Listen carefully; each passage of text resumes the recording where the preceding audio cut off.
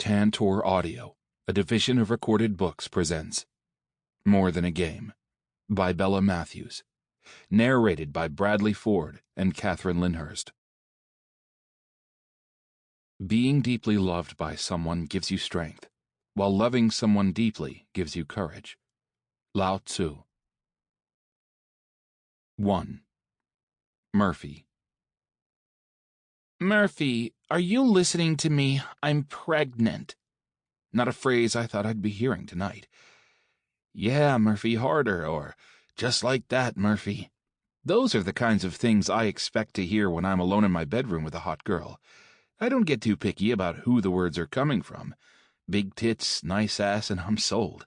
Short, tall, blonde, brunette, it all works for me. I'm an equal opportunity kind of guy, and I'm all about ensuring everyone involved has a good time. But I'm also a no-strings-attached type of guy. I've got my friends. I've got football. If I play the next few years right, I have the possibility of a career in the pros, if I decide that's what I want. What I don't have is a girlfriend or wife or the ability to take care of myself, let alone a baby. I'm a good cook, but I hate food shopping. I go commando more days than not because I don't have clean underwear. My roommates and I moved into this house in July, and they've been up my ass about leaving dishes in the sink ever since. I like to live in the here and now and not worry about next week, month, or year. The girl standing in my room is a knockout. Trina's got to be 5'10", with blonde hair, blue eyes, legs a mile long, and double Ds that don't bounce when she moves. She was one of the first girls I hooked up with after we moved in. We threw a lot of parties in July. Football practice at Croydon University hadn't officially started yet, and we were enjoying the freedom that came with our own place. That entire month kinda blends together. Trina was at the first or second party we threw. Maybe it was closer to August. Fuck, I can't even remember exactly when we hooked up. What I do remember is she was extra bendy and extra adventurous. Shit, now I'm at half-mast just thinking about it. Murphy, are you listening to me? Fuck. I zoned out for a second there, almost forgetting why Trina pulled me into my bedroom in the first place tonight. Sitting down on the bed, I take my green ball cap off and run my fingers through my hair before replacing it. I cringe at my next words because, deep down, I don't want to know the answer. Are you sure you're pregnant, Trina? Oh my fucking God, Murphy. It's Tessa, you ass, not Trina. Why am I surprised? I come here to tell you that I'm pregnant, and you don't even remember my name. Well, listen up, asshole. You had better get your shit together because I peed on 2 damn sticks today, and they both showed plus signs. I haven't had my goddamn period in 2 months, and I will not go home and tell my parents that some asshole who doesn't even know my name knocked me up. I have an appointment scheduled for next Tuesday with a gynecologist in the city. I wanted you to come with me because I haven't told anyone else. I don't need this getting out there and getting back to my family. She throws a piece of paper at me. Sober the fuck up and meet me at that address at 4 on Tuesday. She starts walking out the door, and before I think better of it, I put my foot in my mouth one last time. I've got practice Tuesday afternoon. The instant rage that overtakes that pretty face has me remembering an episode of Animal Planet. A gorgeous, sleek jaguar looked docile and content, until it decided to eat its prey and bite through its fucking skull. Through its skull. I think I'm about to get my head pierced. Fuck. Figure it out, Murphy. Storming out of the room, she slams my bedroom door so hard it bounces off the frame. A picture of the guys and me from our Pennsylvania State Championship win last year falls off my shelf, and the glass shatters on the floor. Well, shit. This wasn't how I thought this night was going to go. After a minute of sitting stunned on my bed, I hear a quiet knock against my open door. Then a different blonde head appears. This one is attached to a body the size of a pixie and belongs to my roommate Natalie. Nat is one of my 3 roommates. She and her boyfriend Brady, who also happens to be my quarterback and oldest friend, unofficially share the master bedroom on the floor above mine. Officially, her bedroom is across the hall, and I'm pretty damn sure she's never spent a single night sleeping in there. It's basically our spare room for whoever needs to crash for the night, but when she convinced her dad to let her move in with the three of us, it came with the stipulation that she have her own room. So, for the sake of semantics, she does. Nat is looking at me with concern in her pale blue eyes. "Can I come in, Murph?" Hanging my head, I ask. "You hear all of that, Nat?" She walks in, gently shutting the door behind herself. Stepping over the broken glass, she picks up the frame and looks at the picture of the four of us. Brady, her brother, Cooper, my best friend, Sebastian, who's also our fourth roommate, and I are staring back at her, having just played the game of our lives. It was a great day, and Nat was there, cheering us on. After putting the picture back on the shelf where it belongs, Natty sits down next to me on my bed. She grabs my hand and rests her head on my shoulder. I caught the end of what she said. I don't know what I'm going to do. I lean my head against hers and let that reality sink in. She squeezes my hand. You'll figure it out, Murphy, and we'll help you. An hour later, I find myself in our backyard, sitting by the fire pit. The smell of campfire and roasting marshmallows lingers in the air. Blinding Lights by The Weeknd is playing through the speakers, and a bottle of Jack Daniels is in my hand. Tonight is our farewell party for Cooper Sinclair. He's Nat's twin brother and one of my best friends. Coop signed away the next 8 years of his life to the U.S. Navy in his quest to become a Navy SEAL. So, while the rest of us are playing football for Croydon University, Cooper's going to be going through basic training in BUDS. He's been training all summer and bulking up his already bulky 6'5" frame. He's shaved his dark blonde hair in preparation for leaving tomorrow night, making him look less like the California surfer I met nearly 2 years ago, and more like G.I. Joe. Remnants of the party are going strong inside the house, but my roommates and I sit around the bonfire with Coop. We're all a little quiet. I'm nursing my bottle of whiskey. Nat is sitting on Brady's lap, roasting a marshmallow. Her long blonde hair is hiding her face and some of the PDA that's going on in that chair. Brady is happily holding his girl. Natty looks tiny against our 6'5" quarterback. These two have been through a lot to get to where they are now. They've earned their happiness. You could get a cavity just looking at them. Bash is drinking a beer and texting someone on his phone. My best friend likes to keep his shit quiet and locked down. Even I don't know who Pretty Boy is talking to right now. Coop is on the far side of the fire with his ex-girlfriend Tiffany in his lap. Guess she'll be giving him a good send-off tonight. Brady's sister Chloe is sitting next to me. She just started her senior year at our old high school, but spent as much time as possible with all of us this summer. My sister Karis is pissed as hell I won't let her party with us yet. But she's only 16, and I refuse to let some fucker take advantage of her. Tomorrow, Coop and Nat's dad is throwing a barbecue at his house. Joe Sinclair is the head football coach for our local pro team, the Philadelphia Kings. Luckily, it worked out that his team has a home game Monday night, so he's able to spend his Saturday with his kid instead of in another state with his team. It's supposed to be the official goodbye before Coop's flight leaves later that night for Great Lakes, Illinois. But looking at us all right now, we look like someone ran over our dog. We aren't celebrating Coop leaving. We're mourning that our friend will be more than a few houses away for years to come. Just as that thought crosses my mind, Coop stands, pulling Tiff up behind him. I think we're going to head to bed, guys.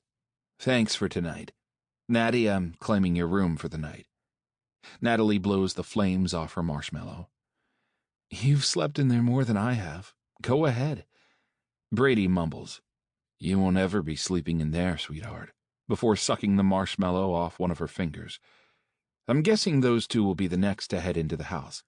Brady and Natalie might as well turn fucking into an Olympic sport there behind Brady's closed bedroom door so often. They're not quiet about it either. And that thought brings me right back to my guest earlier tonight. What the fuck? I always wrap it up. Always. I haven't had any broken condoms. I never played just the tip. How the fuck am I going to break this to my mom? It's going to break her heart. My mom is that mom. The one who shows up for everything. The mom who brought oranges for the whole team to every football game until I asked her to stop my freshman year in high school.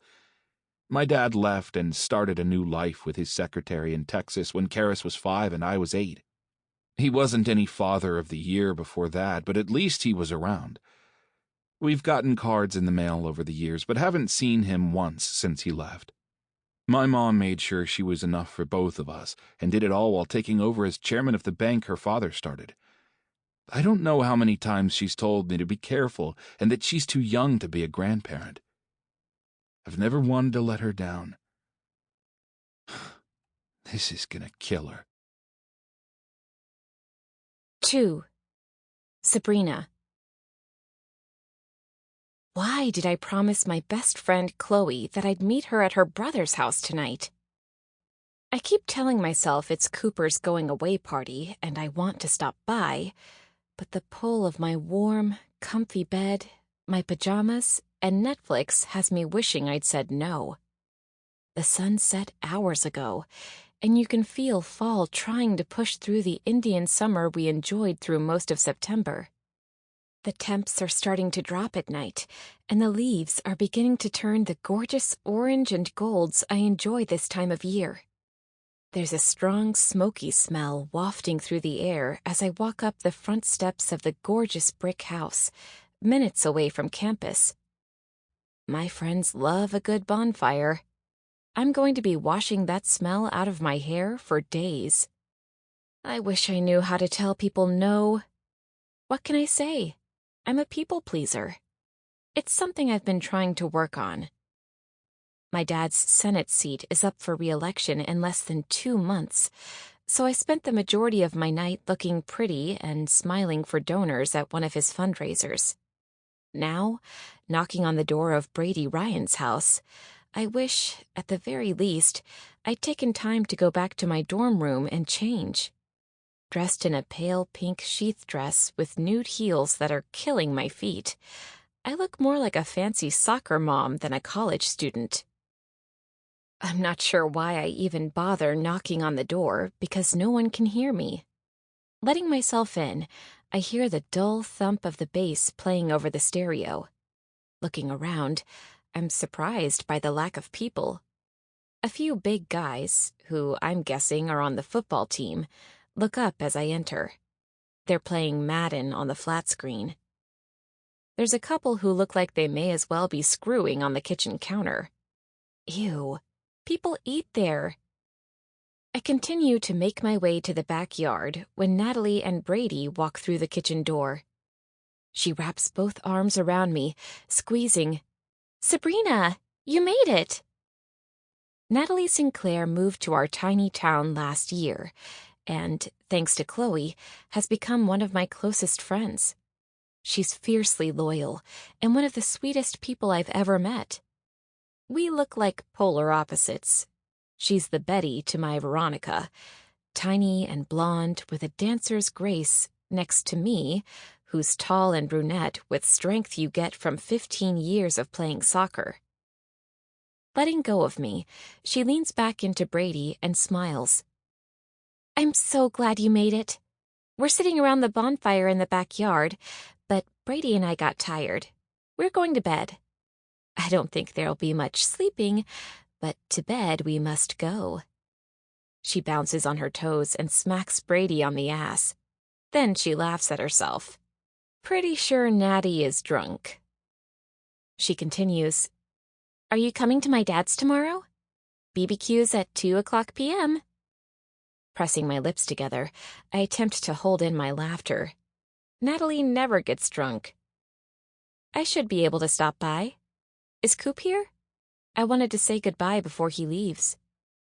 Natalie's lower lip trembles as her eyes begin to fill with tears. Wiping her face with her sleeve, she looks away. "He's gone to bed. His flight leaves tomorrow night, so you better come by if you want to see him." Quietly, I watch Nat turn and head up the stairs. Glancing back, I tell Brady, "Sorry, I didn't mean to upset her." I've known Brady Ryan since I thought boys had cooties. He's a good-looking man with warm brown hair and the body of a football king.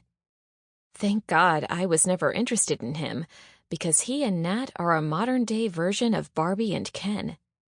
They're perfect together. The way he looks at her gives me hope that good men still exist and love is real.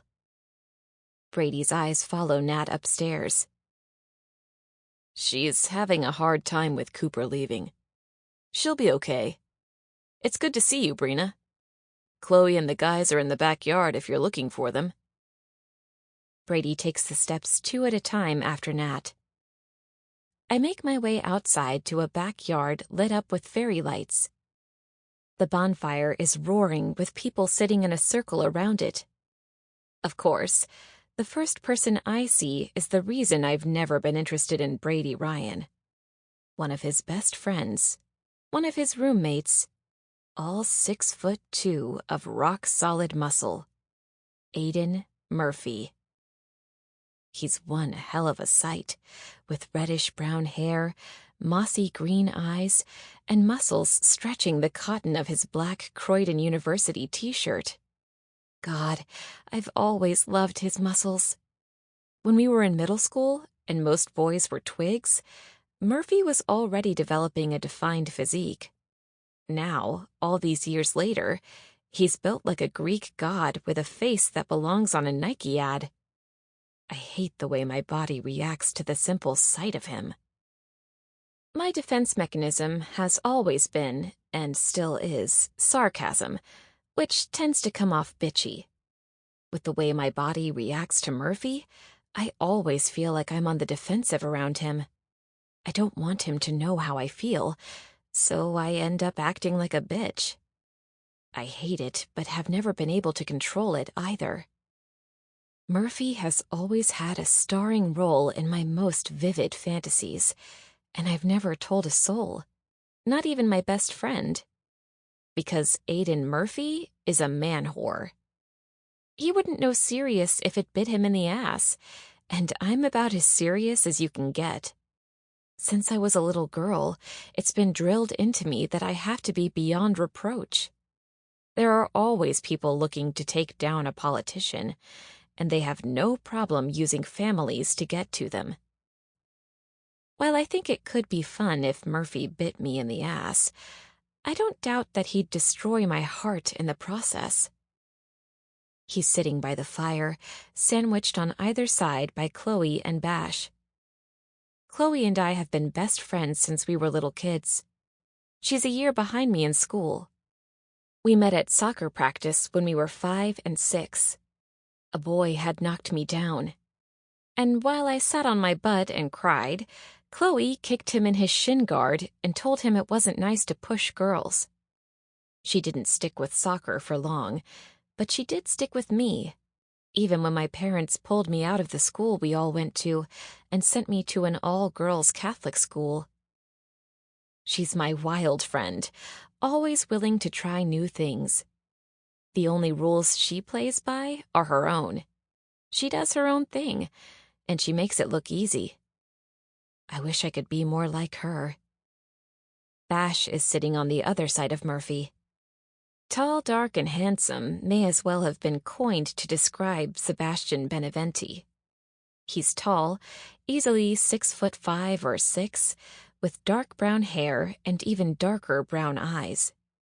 His strong jaw and high cheekbones scream male model. Bash is leaner than Murphy, but still looks like he could bench press me. He's the quiet one of this group, but he and I have always gotten along. We're both overachievers on fast tracks through college. I'm pre-law, and Bash is pre-med. Gotta love a guy with brains and brawn. Chloe is the first to see me and jumps up for a hug like it's been years since we've seen each other, instead of 2 weeks. Her short purple hair swings as she moves. "Sabrina!" she squeals. "I'm so glad you came. I missed you. Pulling me down to sit next to her on the bench, Chloe starts filling me in on everything I've missed tonight. She's talking a mile a minute, and I'm only halfway listening. Murphy looks like he's drinking whiskey straight from a bottle, and Bash stands up with an empty beer in his hand. He tips his beer bottle to me. Looking good tonight, Sabrina. Where'd you come from? I cross my ankles, suddenly aware of the length of my dress when I'm sitting down. Thanks. I was at one of the senator's functions. It was mind-numbingly awful. Pretty sure I'd rather be waterboarded. Bash kicks Murphy's leg. How about you give me that bottle of Jack, man? I think you've had enough. Murphy grunts at Bash and takes another swig from the bottle, not bothering to look up. Whatever, Murph. I don't want to hear it when your head is fucking exploding tomorrow. Tipping his imaginary cap at me and Chloe, Bash takes off. Leaning in, Chloe stage whispers so Murphy and I can both hear her. Do you see the pretty redhead over there? Looking across the yard, I see a group playing beer pong. There's only one redhead in the bunch who could have caught my friend's attention. Chloe grabs my face and turns it back to her. Don't look right at her. I think I want to go talk to her. Murphy is staring hard in our direction now, as if we've personally wronged him in some way. Go fuck her brains out, Chloe. It's not like you can knock her up. Chloe flips Murphy off, then turns back to me.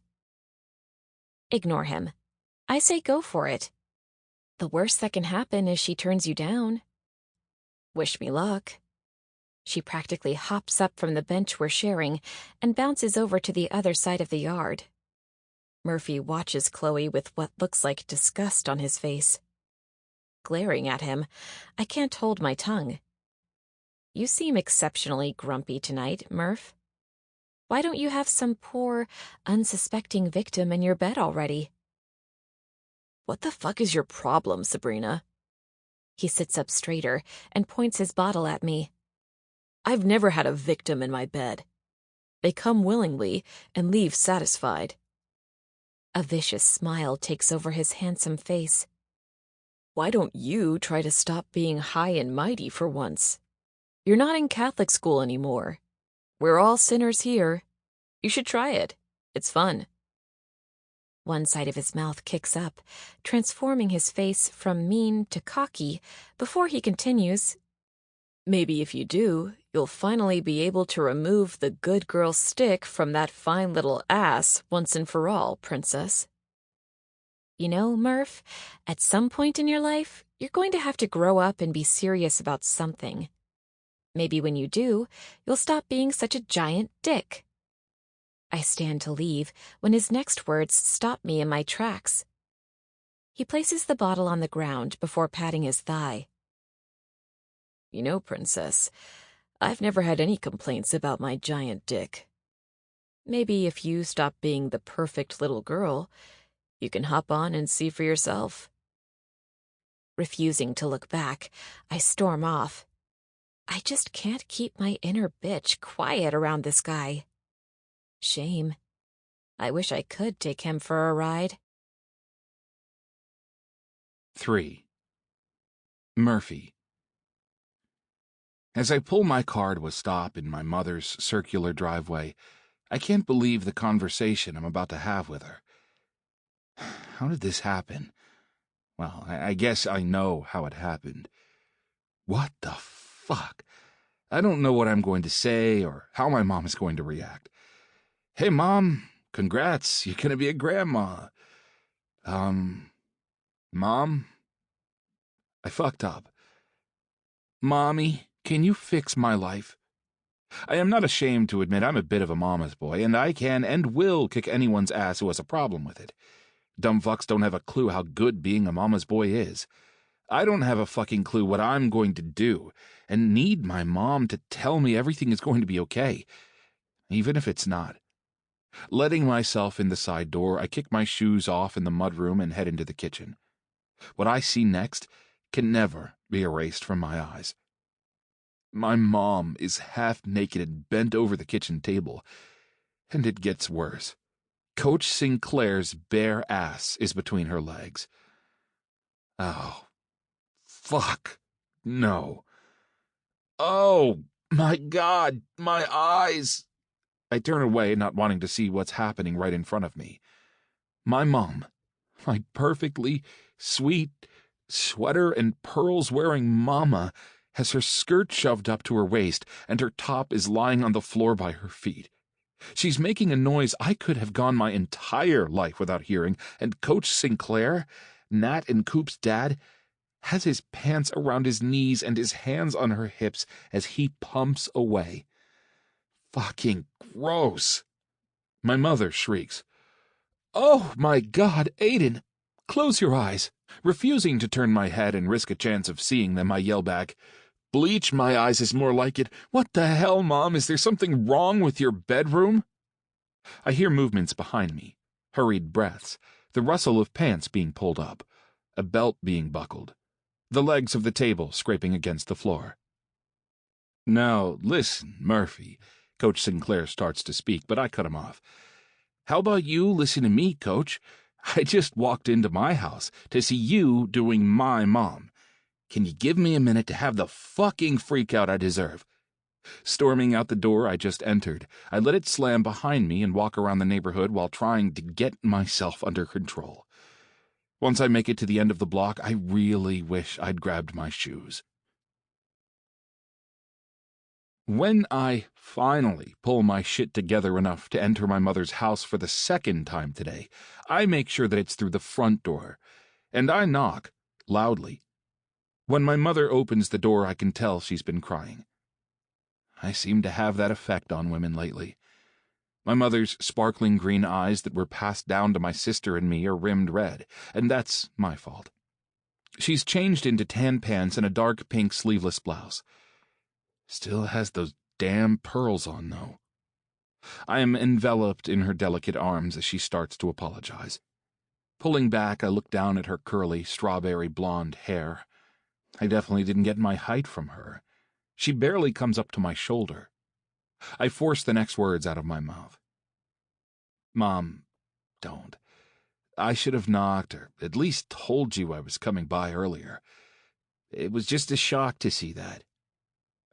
And with Coach. My brows scrunch and my lips pinch tight. I'll never be able to purge that fucking image from my brain." She squeezes me tighter and sits us both down on the sofa in the formal living room. The light blue couch is hard as stone, and the furniture is dainty and fragile-looking. You know, it's the living room no one is allowed to sit in. The living room you only take pictures in. That damn room. Wiping imaginary lint off her pants, my mom settles herself. "About that, Aiden. Joe had to get to his house to make sure he was there before the guests arrived. I'm sorry I didn't tell you or your sister about my relationship with him earlier. Still, it was nice having something to myself. Every time we discussed the idea of talking to you kids, we'd put it off for one reason or another. First, he wanted Declan to get to town. Then we didn't want to take away from your graduation. Of course, you were also never all in the same place this summer." Stopping my mom, I ask, "Does Karis know now?" "No, your sister doesn't know yet. We were planning on talking to the 5 of you kids together today. How long have you and Coach been, you know?" "Aiden." My mother drags out my name. "Can you not be crass, please?" "Come on, Mom. I walked in on you bent over a table," I respond, gagging as the words leave my mouth. She primly clasps her hands in her lap. "I know, and that was unfortunate." Mom cringes. I cringe. I think the damn couch cringes from the image that just floated through the air. She surprises me when she places her palm on my cheek and turns my big head to look at her. "Joe and I started to talk after we all went out to celebrate your state championship last year. We started seeing each other once his season was over a few months later. By the time you kids graduated, it had become pretty serious. I care about him very much, I need to know how you feel about that. Coach is a great guy, Mom. I just want to... Sample complete. Ready to continue?